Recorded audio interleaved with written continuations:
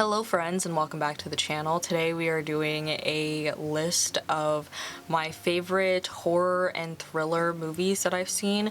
If there are movies that you're like, why is this movie not on here? This movie is so good, da, da, da. It's because I haven't seen it yet. Like, more than likely I just haven't seen it, so it can't be on my favorite list because I haven't seen it, right? Not only that, but I did want to mention that I'm changing up the sort of format per se on my podcast on Spotify. So I will be putting the videos that I make for YouTube. I'm going to put a longer version that has a little more commentary onto the podcast. So if you're interested in hearing more commentary on a certain video or hearing more of my thoughts on it, I would suggest subscribing to the podcast. But if you want to hear a more like concise and like shorter version of the videos, then subscribe to the YouTube channel. Does that make sense? I hope it does. Anyway, let's get into it.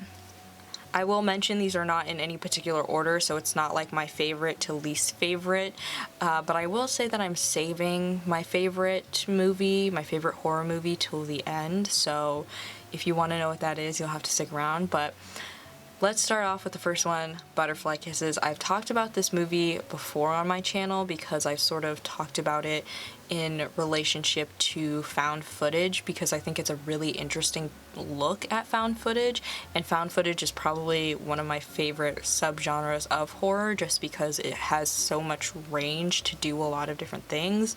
But if you are unfamiliar, this film is about a filmmaker who finds a series of tapes that were made by some students who were doing a project about a local urban legend called Peeping Tom, and things get kind of crazy and the footage ends up being kind of scary. And as he's going along, you know, people are wondering if this guy's believing his own hype. It's sort of one of those things where we're watching the artist kind of go a little bit crazy, and you know, it's hard to tell if Peeping Tom is real or not. And it's just again a fun little found footage film. I don't know, it's definitely one of my top favorite films just because of how it was made and how the story plays out. I just think it's really good. It has some twists and turns in there that are pretty good. So the next one is a 2008 film called Martyrs that I sort of talked about on the psychological horror movie Iceberg, that this one is actually my favorite version. There's a 2015 version, but I prefer the French one, and I think it's because of the way that they tell the story. I think they tell it way better, and it's just way grittier. I think they did a really good job of doing the horror in this film, but essentially these two orphaned girls who became friends, they meet up later in life because one of them was held captive by a group of people and tortured, and so she wants to seek revenge on these people.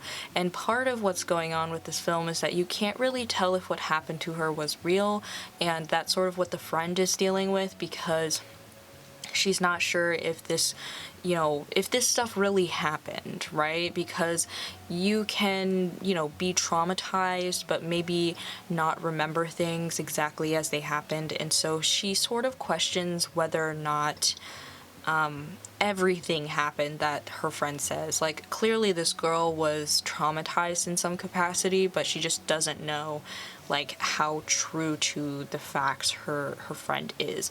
And so part of that is what's going on here, but another part of it is just what ends up happening, and it's so intense, and I don't know, it's just such a good movie. And there also is kind of like because there's a mental health element and we sort of see things from her perspective, there's also kind of this like creepy monster element to it, where she's being haunted by this monster of a figure, and that also is like scary. In the 2015 version, they don't really have that sort of element in there, and I just feel like they do the torture better. They do everything better, in my opinion. So Another film that ended up on the psychological horror iceberg is Gerald's Game. It's a Stephen King based story, so you know it's gonna be psychologically thrilling. And this one doesn't have as much like horror in it as much as it is like more of a thriller type of thing, but it is scary in some aspects. So essentially this couple decides to go away on vacation to have like a little,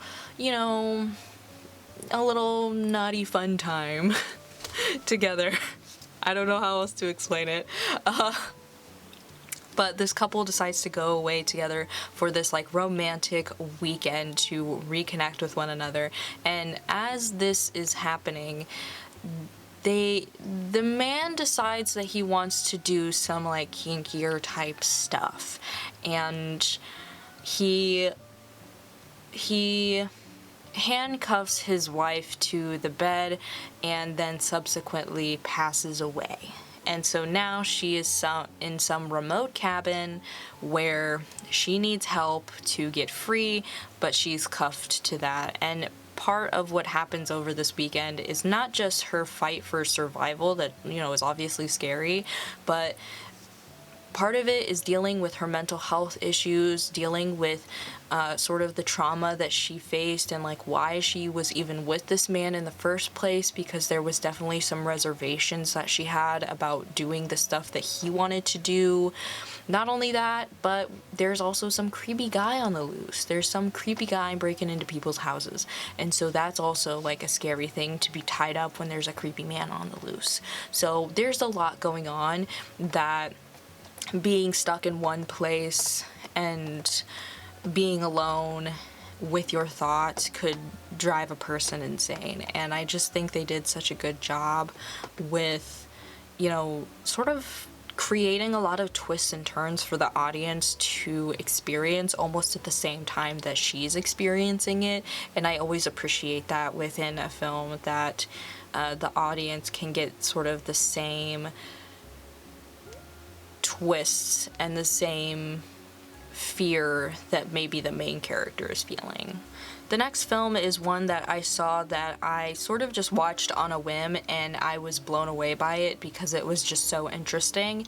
And it's the 2019 film All That We Destroy.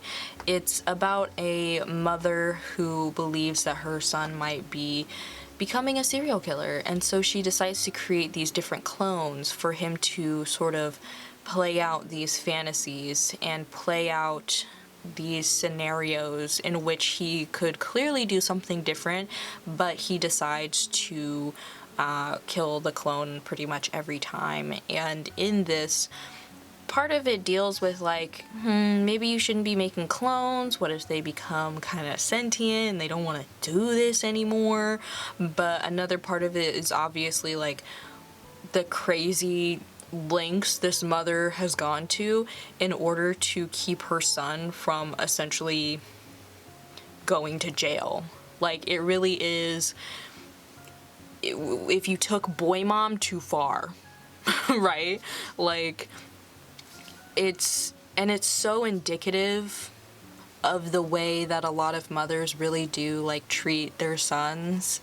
And I really like this sort of look into that perspective and just how far it can be taken. The next film is one that I was like, I didn't think that I was gonna like it, and then I ended up liking it, and it is Scary Stories to Tell in the Dark. I actually really enjoyed this film, and I thought it was scary. I thought I was genuinely like on the edge of my seat for most of it. So what happens is that a group of kids decides to sneak into a haunted house like on Halloween night or around Halloween night, and they find this book that they want to take, and it has all these, scary stories to tell in the dark. And as they do, stuff starts happening and it starts to get out of control. And I don't know, it's a pretty simple premise. There's nothing like crazy about it, but I think the horror in it is like it has such a classic feel to it. I mean, granted, it's supposed to be taking place like in the 60s, late 60s, so there's automatically kind of this like retro vibe to what's going on, but it very much, the stories are such classic depictions of horror, like the simplest scary thing you could think of, and then taken to the extreme, or, you know, sort of playing mind tricks with these kids in a way that makes it very real for them. And I don't know, I just really like the way that the horror plays out, and I just personally was scared by the one lady in the hospital. It's creepy. Next is MOM, or Mothers of Monsters, and this is a found footage type of film, and this was one of those like ones that kind of has like a lower budget, but it does so well, again, because it's found footage. And essentially this is one of those stories that, like, if this hits close to home, you definitely shouldn't watch it, but it's almost on the opposite end of the boy moms type of scale of knowing that your son is not okay and trying to do something about it, trying to stop them from being a menace to society. And in this case, it's about a mother who can see that her son is on his way to being a school instigator. And in this film, she works to try to stop him, in trying to essentially like find evidence and trying to stop him from doing the things that he plans to do. And he's sort of, yeah, and it's very obvious. Like, it's not one of those, oh, he may be, like, he's having some mental health issues, oh no. He's definitely, you know, you look at his room, you look at how he acts, it's very clear the kind of person that he wants to become. So, I believe I talked about this film in a recently watched film, and this one is Watcher. It's a 2022 film. It was either on Netflix or Hulu. It was one of, like, the ones they were pushing pretty hard, and this one was about a woman who moves to a new country with her boyfriend or fiance, her husband. She moves to a new country with her husband, and in doing this, she, for one, doesn't have a job yet, so she's spending a lot of time by herself, but also she kind of likes to look out across the street in the windows, kind of a rear window situation where she's seeing stuff and she's not quite sure what it is, but she also sort of feels like she's being watched. And at the same time, there's sort of this like serial killer that's on the loose and in like the vicinity, and so she gets kind of this itching feeling that she's being watched by this person, and her husband does not do anything to try to help her, really. He doesn't do anything to really, you know, quell these anxieties that she's feeling, and it's one of those movies, I won't reveal the ending or anything like that for you here, because that's not what I'm here to do, right? But I will say that this movie is really good, and I really appreciate what it does in the end, and it's just very satisfying to me, and that is why I liked this film. And it's not scary, really. It really is just a solid thriller drama. And yeah, if you're into sort of like slower paced movies, this one is a little more on that side. This one, I believe, is a Spanish film. It's called Piggy. It's a 2022 film, or it also goes by Cerdita. And this movie, it was so satisfying. If you are someone who has ever been bullied, especially for your weight, this movie's for you. You know, like this would be very satisfying. Like, if you've ever been bullied in general, it's also kind of satisfying to finally see this happen on screen. But essentially, this overweight teen girl gets bullied by this group of girls all the time, and she ends up witnessing them getting kidnapped, pretty much, and she has to make a choice of whether she decides to do anything about it or not. and it's a wild ride, and I love it. And for one, our main character's beautiful.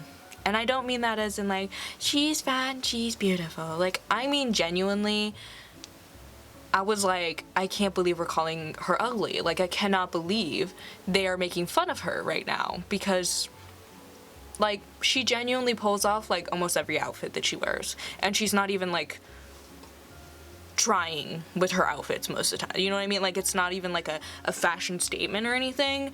It really is just like, she's gorgeous.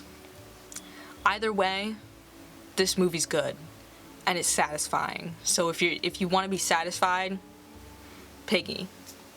The next film is the 2021 film Blood Red Sky. This one was interesting from beginning to end.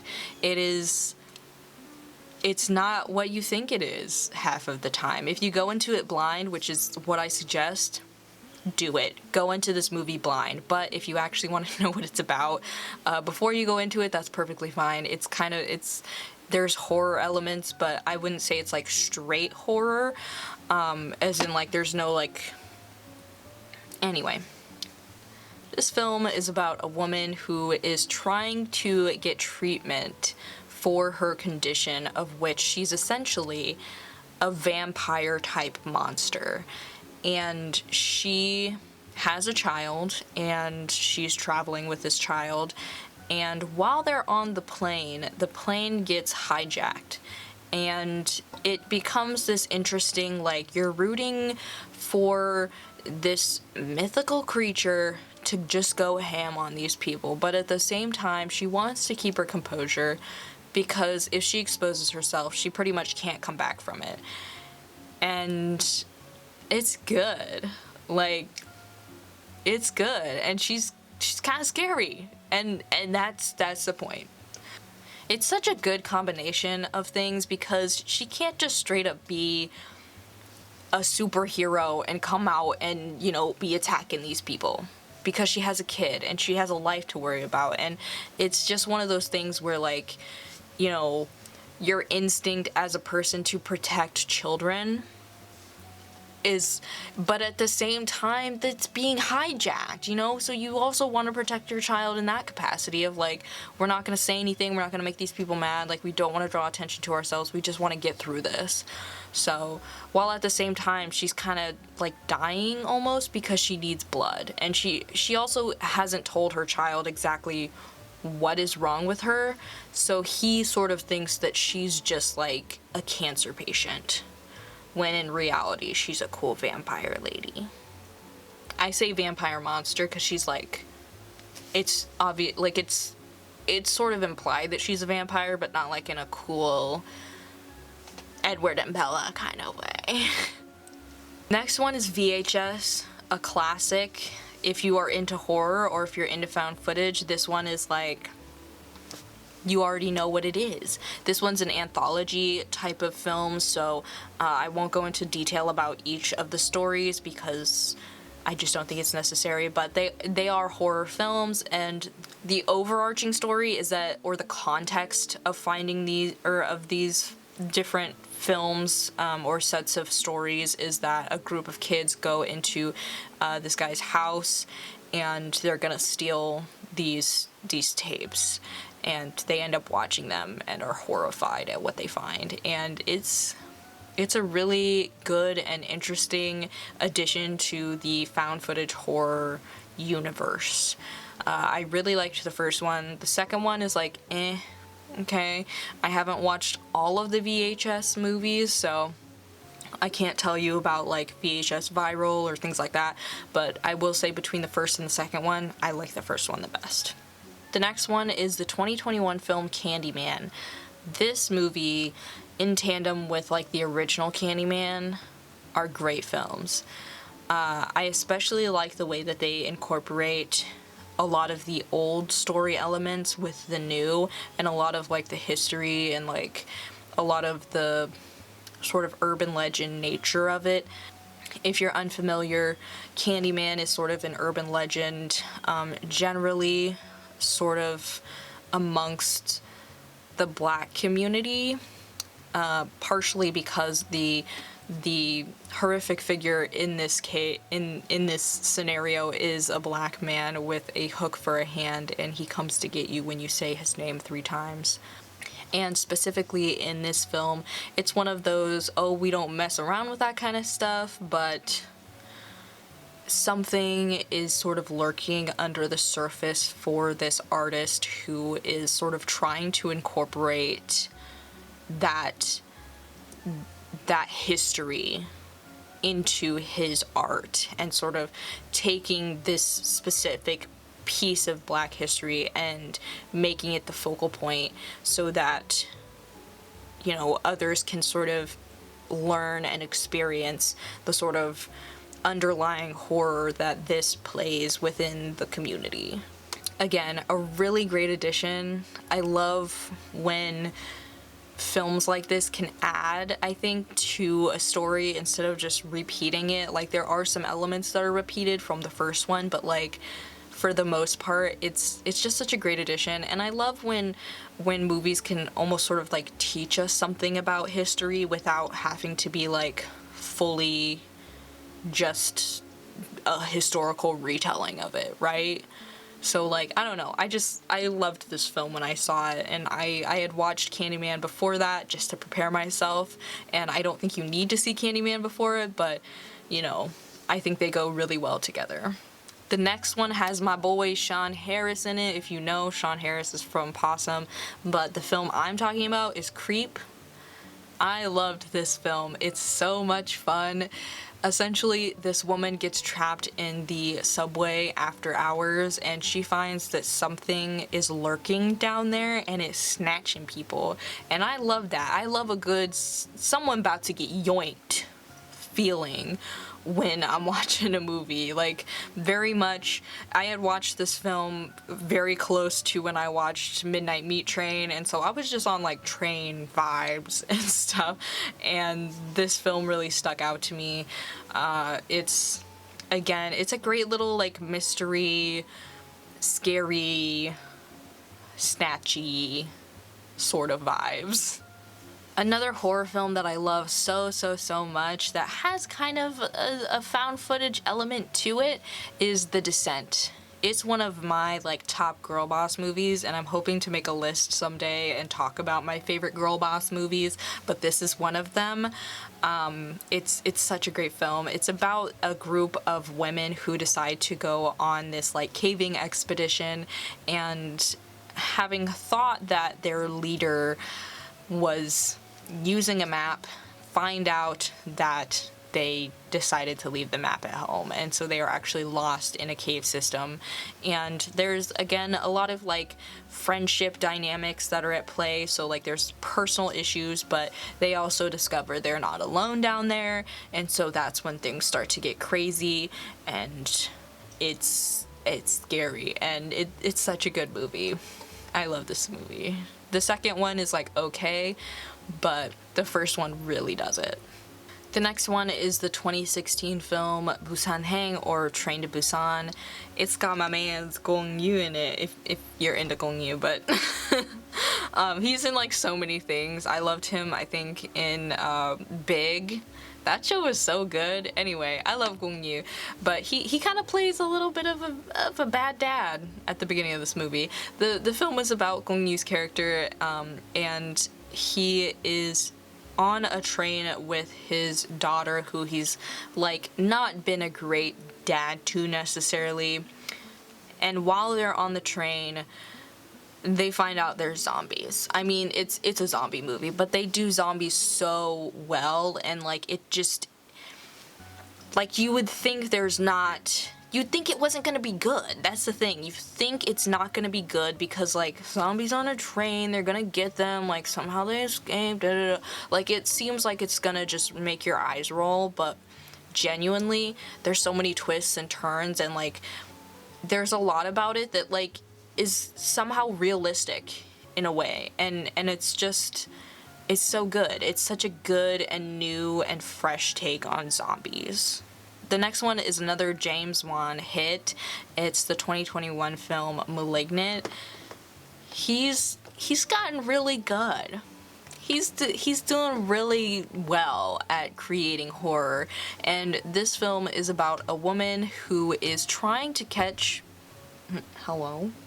It's about a woman who is tormented by creepy visions and dreams and things like that she doesn't know where this is coming from, while at the same time there's kind of this like killer on the loose, and they're closing, like the cops and stuff are like closing in on the killer. It's very much like you don't know what's happening until you know, and then it's like, oh my god. It's one of those movies where it's like the character just doesn't really know about their past, and we as the audience are like also trying to put together what happened in their past that's leading them to where they are now. And yeah, just a great... I love when there's a big reveal. I love when there's something amiss that we have to like find out as the audience. I appreciate movies like that because it can either be really good or really bad, and I feel like this one's really good. Next is the 2013 film Evil Dead. I was kind of scared of this movie before I even watched it, and I didn't think I was gonna like it. Like, I started it and I was like, I don't know if this is gonna be good, but it was way better than I thought. Like, I genuinely did not expect to be... I didn't expect it to be, like, on my top list of movies that I would like, but it is. This is one of those white people be doing things that they shouldn't be doing, like, leave it alone kind of things, types of movies. But the story is about a drug addict who is trying to kick the habit, and her friends bring her out to this remote cabin that her family owns in order to, you know, get away and detox. And while they are out there, her brother finds this creepy little book that he decides he's gonna, like, open and read and play with. And of course it unleashes something evil, and they are all subject to this evil spirit. Evil. The next one is one that I always recommend if you are into religious horror but you are tired of seeing like Catholic horror. This one is specifically Jewish horror, and it's called The Vigil. And this one does have a hint of like old people scary, but like not too bad. It doesn't... I don't feel like they added it in to be mean or anything. I just think that they just happen to be old people because it makes sense for the story. But essentially there's a man who gets called to look over a deceased man, and this is part of Jewish tradition to have a vigil and look over the deceased, sort of in the way that you would like cover a mirror, all the mirrors in the house, so that they could leave and like not see themselves, that sort of thing, you know what I mean? So more or less he's there, he's at this man's house in order to look over him, and his wife is there, the deceased man's wife is there, and things just get kind of creepy. And not really for no reason. There's also sort of an element of trying to, I guess, reckon with his religion, trying to reckon with how he relates to being Jewish, and sort of the trauma that he has in relationship to being Jewish, and how that's perceived on a societal level and things like that. So it's very... there's more to it than just, oh my gosh, a dead body, it's creepy. Like, everyone thinks dead bodies are creepy for the most part, but there's definitely more to it, and I really appreciate that. But I know there's so much more like Jewish horror out there, but this is the one in particular that I saw that I was like, wow, this is really interesting. And it's... if you want Jewish horror that's out there that's not specifically related to them being Jewish, it just happens to be part of the story, there's definitely other stories out there. But as someone who's not, and who doesn't know much about Judaism, this was an interesting watch for me. The next film is a 2020 film that was very kind of trippy to me, and I really liked what they did with this film. It's called Marionette, and it's just a really interesting film. I was really happy after watching it. I was like, wow, they really did. I really got to sit here and think about this. So the story follows a therapist who ends up taking on a patient who is this young boy who believes that he is in control of her future. And it's sort of one of those things where, you know, if someone says you're gonna fall down some stairs and you don't fall downstairs, then, like, it can't be true. But if the more you think about it, then the more scared you get of the stairs, and then you're more likely to trip, right? So it very much, it's a lot of mind games. This one's a thriller, okay? This one's really not horror so much, but it's definitely scary to think about. It's scary to think about that someone could have control over your life and what you do and your actions, and in a weird way, you trying to gain that control back is also a part of their plan. Like, it's hard to tell at what point who's pulling the strings, which is why it's called Marionette. It's just a very interesting film and definitely worth a watch. Another film that I think falls in a great place in history is Nope. Jordan Peele has done so much, I think, for black horror in the past however many years, and I feel like this was such a great addition. I think that having sort of multiple storylines going on at the same time, yes, but having so many stories go on at the same time and having them all interconnected in different ways, there's so much like symbolism, I don't know. Plus, CGI apes and monkeys freak me out. They do. I can't watch Planet of the Apes. That's like my biggest fear. Someone forced me to watch that, I would probably throw up. It just scares me. I'd have nightmares about it. Okay? So, when I saw that there's kind of like there's a little monkey dude, no. Either way, I think he's just done such a great job of creating horror in places that you'd least expect it, and the sound design for this film is just amazing. So, I don't know, it's worth the watch, but the film sort of follows a man who works with horses, and specifically works with horses that are in film and who are, you know, essentially actors, and sort of his relationship with the industry as his father is no longer around, and, you know, sort of taking over the business, as well as like you know, just trying to like fit in a place where he doesn't. But not only that, they are living in a place that, you know, is very like desolate, because obviously if you're gonna have, you know, horses and stuff, they need a space to run around and live. And there's sort of this like amusement park, circusy type of place that's like nearby that, you know, this other guy runs. I don't know, like it's kind of about all of them collectively, and there's this alien type thing in the clouds that is tormenting them and causing problems, you know, sucking people up like alien abduction style. And so it's, again, just it's a quiet horror, and it's really good. The next one is a Russian film, and it's the 2020 film Sputnik. It's a good film, okay?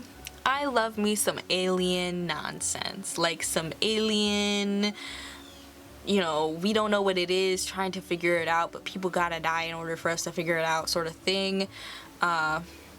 But essentially a Soviet spacecraft ends up crashing back to Earth, and a psychologist is brought in to sort of evaluate this guy, this space commander, and evaluate his mental state. But in doing this, she discovers that there's a lot more happening and the government knows a lot more about what's going on than she initially thought. And I don't know, I like stories like this. If you're someone who likes sort of like the alien type of story, or even like the movie Arrival, I would say it has kind of a similar vibe to that. If you like movies like that, then you'll like this one. The next film is a 2018 film that I really want to talk about in the future at some point because it sort of touches on something that I'm interested in, which is like true crime, but it's the movie The Cleave Hitch Killer. Essentially, this film is like the person in the film is based on BTK, but the main character is essentially the son and his relationship to his father and sort of him trying to figure out like if that's who his dad is, if his dad is the Cleave Hitch Killer. And I don't know, like the perspective is one that you just don't think about, and it makes for a really interesting story. And plus, what's his name? What is his name? Dylan McDermott. Scary. I'm disturbed. I'm scared. He plays that role so well. It's frightening. So yeah, this one's definitely amongst sort of thriller type of films, but if you're into like true crime type of stuff and like the investigatory sort of element and being a little too close to the subject, this one's definitely it. Another one that just had to make it because I have a personal connection to it is A Quiet Place. I know some people really liked it and some people really didn't, but I really liked it. I liked what they were doing, especially at the time. It was, I won't say revolutionary, but this film was really doing something that a lot of other horror films were not doing at the time. And if you're unfamiliar or you haven't seen it, it's about a family who has to live in silence because these like alien monster type of things roam the earth, and they are very sound sensitive. And this specifically takes place in a time where one of their children is deaf and the mother is pregnant. So there's a lot happening there in terms of like, people, in terms of the monsters and their ability to hear sound. But yeah, my personal connection is just that is that it's based off of the place that I went to college. The writers had based it off of what the city was like during the summer without all of the students there. And, I was in school at the time, so it was very interesting to see the film and then be able to directly compare it to exactly what they were talking about, and it's very accurate. So I don't know, I just think that the concept is pretty original. So next is a thriller called The Gift. This movie, it's a nice little psychological creepiness. Like, it's the twist at the end, the tension all the time, plus it has what is his name? It has Jason Bateman, and I like Jason Bateman for the most part. He hasn't done anything yet that, like, would make me dislike him, so, but essentially it is about a young couple who runs into one of the husband's, like, former, high school friends, and in running into the friend, he sort of begins to insert himself kind of into their life more and more. And it's really uncomfortable because even though they had sort of a relationship in high school, they don't now, and it doesn't seem like it ended quite the way that they wanted to, and there's just a lot of tension in between them, and something more is amiss with this guy, and you just kind of have to watch it to get the vibe. But yeah, I'm glad that I went into the movie like not really knowing anything and not really having any expectations because I really enjoyed it. The next one is the 2019 film Parasite, or Gisaengchung. This movie, of course, everyone heard about it, and it's definitely, it immediately went to like my top like thriller, psychological type thriller movies, because it's so, I love when something speaks to a specific culture or a specific history or a group of people, and Parasite does such a good job of showing the disparity between classes in Korea, and like just how drastic that like dissonance is. Because so I studied Korea in college, that was my minor, and so I learned a lot about like the history and about the culture and things like that, and so getting to see it exhibited in such a way in this film was really refreshing. And I think for a lot of audiences around the world, especially, you know, like in America, it was very like familiar yet shocking. And I don't know. But the film is about a family who decides to work for a very wealthy family. And as they are working for them, they decide to lie, and they all kind of develop these various personas of who they pretend that they are, and they clearly have some sort of plan in regards to this family, and just have like this sort of sinister interest in them. And it's hard to feel one way or the other, because you know that like the poorer family is sort of taking advantage of these people, like they have some sort of thing that they are trying to do that's like not good, but at the same time the rich family, like the wealthy family, they're not good people either. And so I feel like, you know, that's kind of the point of the film, is to emphasize both the class disparity, but also like how that disparity pushes people at, you know, very opposite ends to still not be good people. So I don't know, it's very interesting. It's a good film to watch.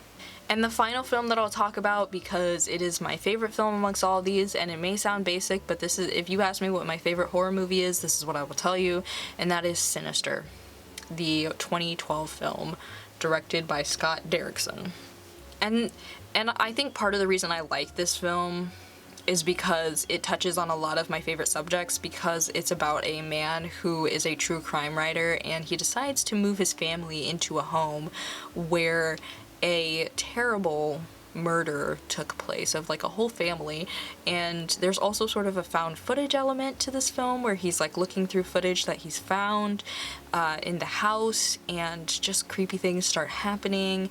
Something's up with the kids. It's very, there's like a mystery element to it, but also it's just like really scary, because, you know, like he did this to himself. And so it's just interesting to watch it play out, and that's part of like why it's my favorite horror film. It's the horror film that made me, for one, it's one of the few that actually made me feel kind of scared after I watched it, because a lot of films really just don't make me feel that way, but this one did. Not only that, but it was like the first film that I really was like, oh, I really like this genre. Like I really enjoyed this genre, and I didn't really recognize it for what it was at first. And this film really made me like horror. So that's part of why it's my favorite. I know, basic, but still. Either way, it holds a nice little place in my heart. So those are the 25 horror and or thriller films that I would say are like my top films. My favorite films, ones that I've watched or plan to rewatch or have rewatched. I don't know, these are my favorites. So let me know what you guys think down below, if you've like seen some of these films, or if you haven't, or if there's films that you're like, wait a minute, you need to see this film if you really liked this film, etc. But yeah, I hope you guys enjoyed this little video, and let me know other lists that you might want to hear down below. But don't forget to like and subscribe, and I will see you guys in my next one.